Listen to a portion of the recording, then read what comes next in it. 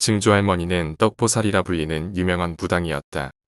신기를 느끼는 사람은 신내림을 꼭 받아야 하는 것은 아니야. 신내림은 시기가 있다고 해. 그렇다고 신내림을 모두 받을 필요도 없는데 대신 그에 상응하는 대접을 해드려야 한다고. 예부터 지금까지 신내림을 거부한 사람들도 많다고 해. 그만큼 신내림을 받는다는 것은 접신을 하여 신을 몸에 받아들이고 자신의 의식을 나누어 어렵고 고난스러운 길을 가는 것이기 때문이지. 또 신내림을 제대로 받는다 한들 길게는 2년까지 몸 안에 털을 잡은 신이 괴롭히는 기간이기 때문에 늦게 해칠사를 하는 사람들도 있어.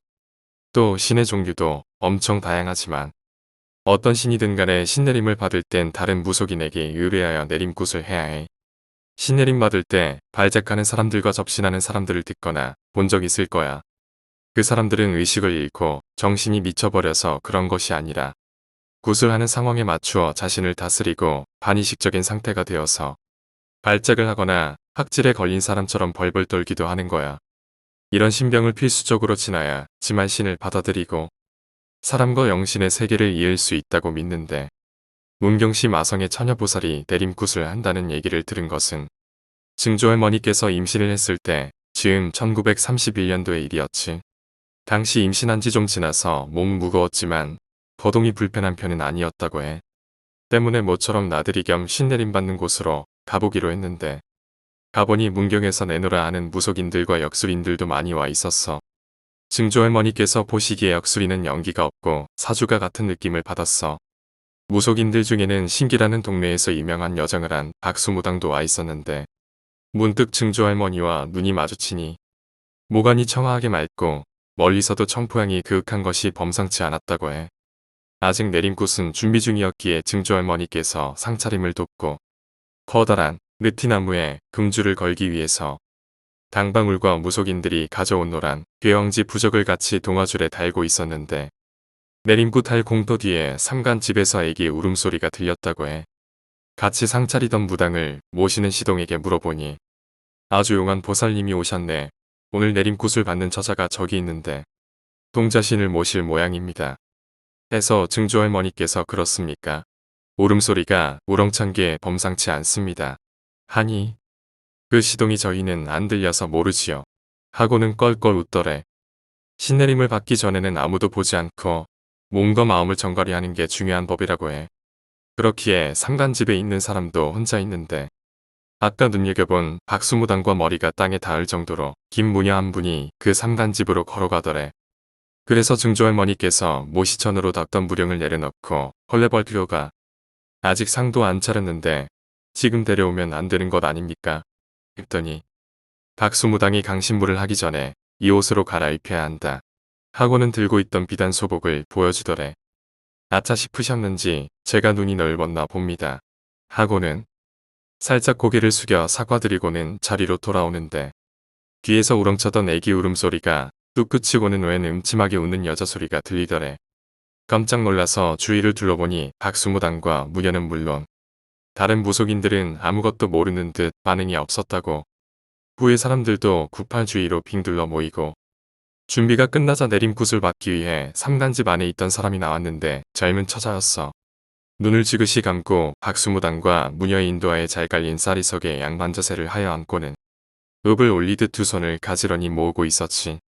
당시 신내림은 매우 조심스럽고 엄숙하게 진행됐는데 이의인 즉슨 예를 들자면 과거에 조상신을 내림받는다고 신굿을 하던 사람이 정신을 잃고는 잠시 후 벌떡 일어나서는 앞에 차려진 상을 허겁지겁 집어먹었다고 해.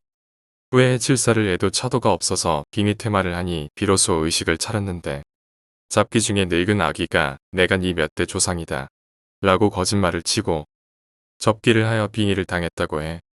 자기 증조부와 고조부가 어떻게 생긴지도 모르는데 어떻게 알았겠어. 이처럼 신제자가 한순간에 빙의 환자가 되는 경우도 심심치 않게 있어왔기 때문에 신내림은 진중하고 엄숙했다고.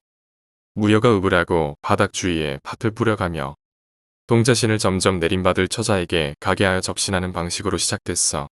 구경을 읽어가면서 무령중 칠성방울을 흔들어대니 신내림을 받던 처자가 몸을 부들부들 떨면서 애기 소리를 뱉어냈어. 갓난 아기가 우는 것처럼 울어댔다고. 어른의 성대로는 인위적으로 만들 수 없는 느낌이었다고 해. 주변에 보고 있던 사람들이 고개를 숙여 손을 모으고 맞드는 신용을 해댔어. 증조할머니께서도 입을 가볍게 하고 보니 금줄의 부적들 옆에 걸어놓은 당방울이 세차게 흔들리면서 딸랑딸랑 소리를 냈다고 해. 후에도 계속 애기 소리를 내기만 할 뿐 별다른 사람이 알아들을 수 있는 말을 하진 않았고 비단 소복이 다 젖을 정도로 땀을 흘리고 쓰러졌다고. 내림굿은 성공적으로 끝난 듯 보였고 부판이 지나가고 무속인들이 강신마당을 벌였어. 향을 피우고 사당패를 들여서 노나 할 것 없이 춤을 췄어. 증조할머니께서는 임신한 몸을 이끌고 춤을 출 순 없는 노릇이라 뒤에 앉아서 잔치 음식을 먹고 계셨는데 삼간 집안으로 박수무당하고 무녀가 사람을 대동해서 신내림받은 처자를 급히 옮기더래. 내림굿이 끝나고 안정을 도우려고 그러는구나 하고 수발을 도울 겸 따라는데 분위기가 심상치 않더래. 무슨 일입니까?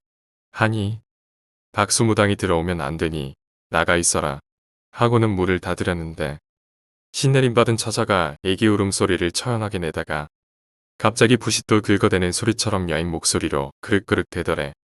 증조할머니께서 저는 흥덕에서 온 보살이 온데 도움이 될 수 있을 것 같습니다. 하니 무녀가 눈짓을 하고는 끄덕였어.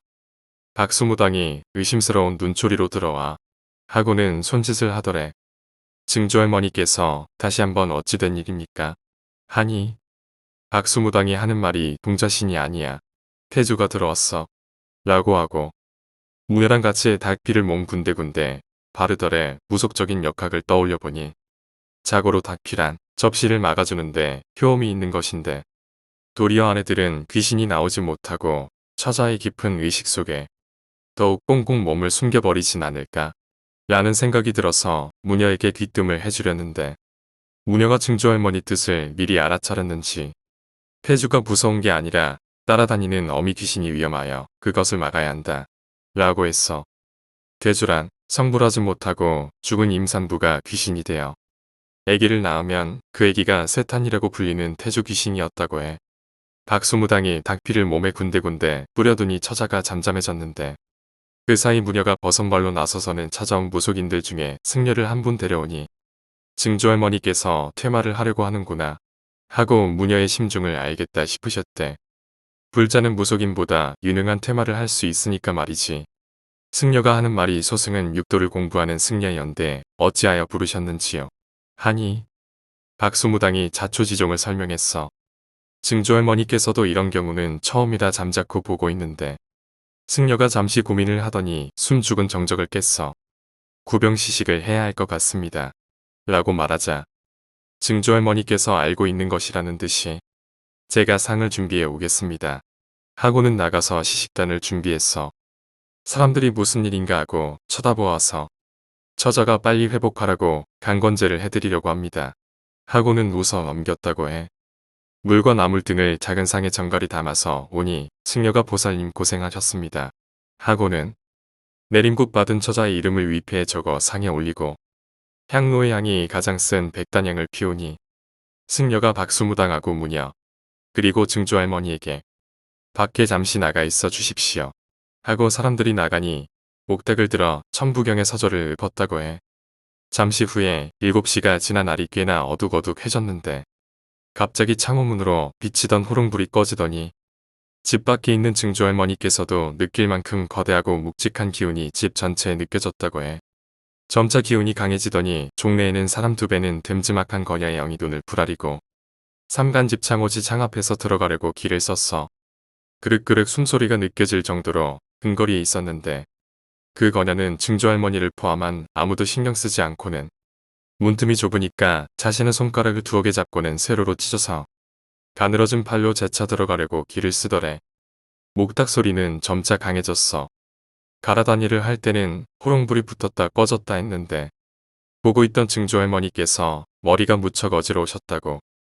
옆에 있던 박수무당이 정신 바짝 잡아 뱃속의 아기를 죽여내고 태주를 낳을 수도 있는 게야 라고 해서 증조할머니께서 황급히 소매를 찢어 비방을 젓고 배에 목대처럼 둘른 뒤에 구병시식에 쓰이고 있는 백단향 여분을 꺼내어 데워 들고 있었다고 해.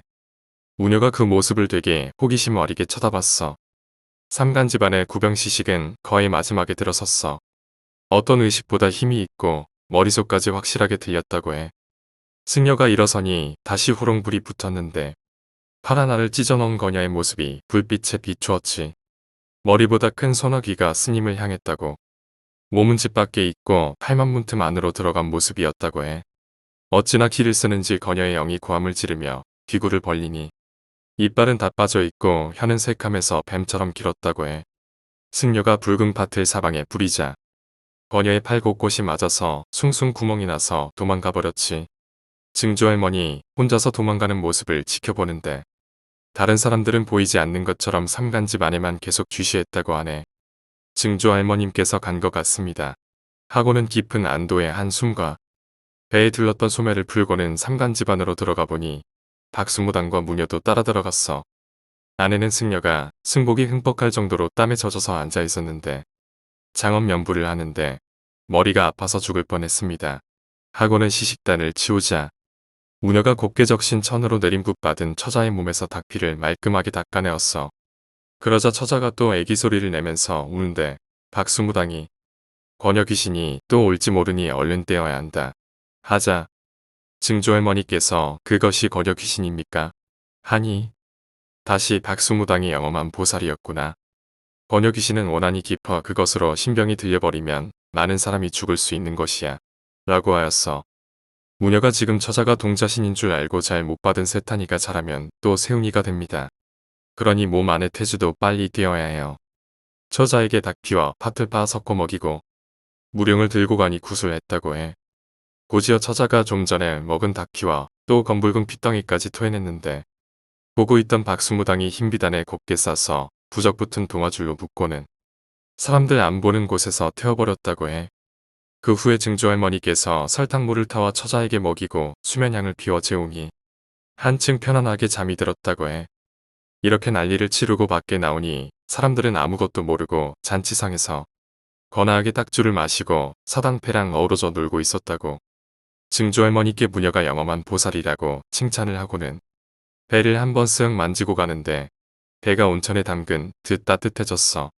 증조 할머니께서 잔치판을 보면서 저 안에 무속인들 중에 가짜도 있고 멀어지고 있는 무녀를 보면서 오늘 본 것처럼 진짜 배기도 있구나 새삼 느끼셨다고 해.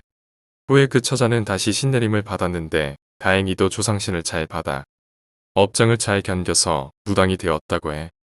때문에 증조 할머니께서는 한 해의 굿떡을 2번 먹었다고 웃으며 이야기하시더래. 지금 현대에서도 신과 귀의 구분이 애매모호하여 많은 무당들이 신병이 심하고 신내림을 받다가 죽는 경우도 있거니와 신내림 때 접신이 잘 못되어 기미 치료를 받는 사람도 많다고 하네.